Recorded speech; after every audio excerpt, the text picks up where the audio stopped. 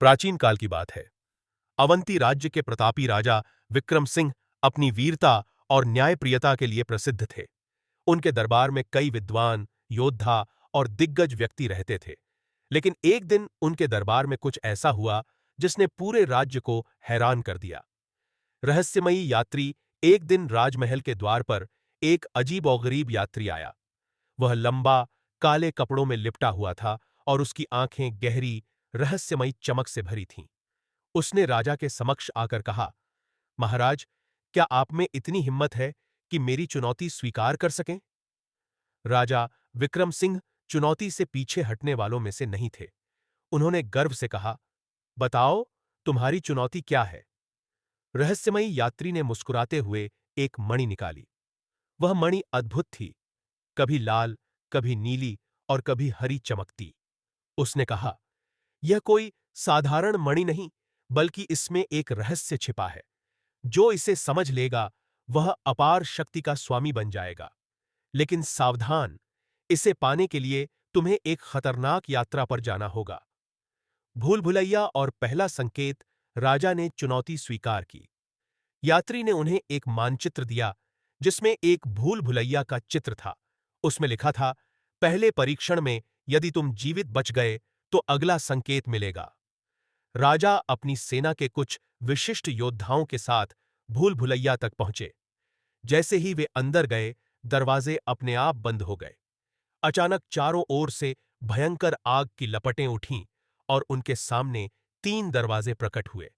हर दरवाजे पर एक संकेत लिखा था। 1, पहला दरवाजा, जो सत्य का पालन करे वही यहां से जीवित निकलेगा। 2, दूसरा दरवाजा, जो बलशाली है वह इसे पार कर सकता है। 3, तीसरा दरवाजा, जो बुद्धिमान है वही इसका रहस्य समझ पाएगा।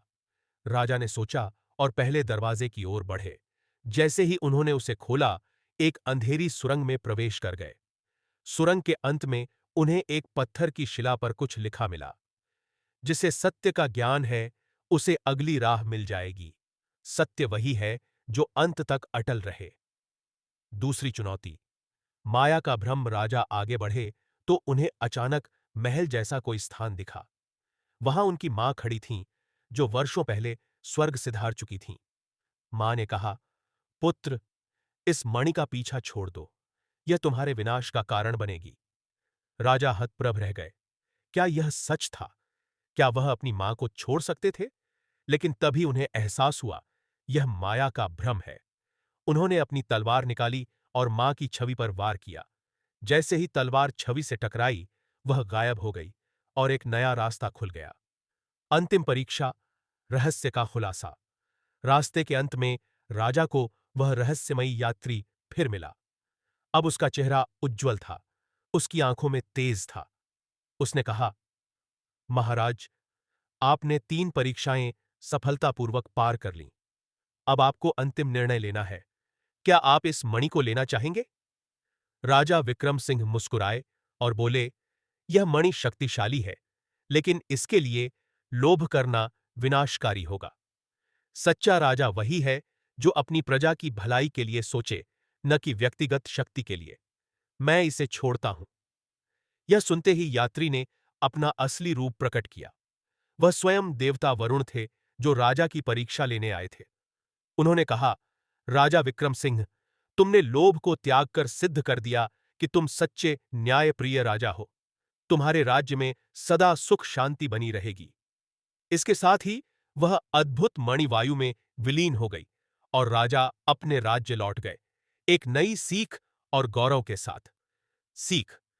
सच्ची शक्ति बाहरी वस्तुओं में नहीं, बल्कि व्यक्ति के चरित्र और नैतिक मूल्यों में होती है।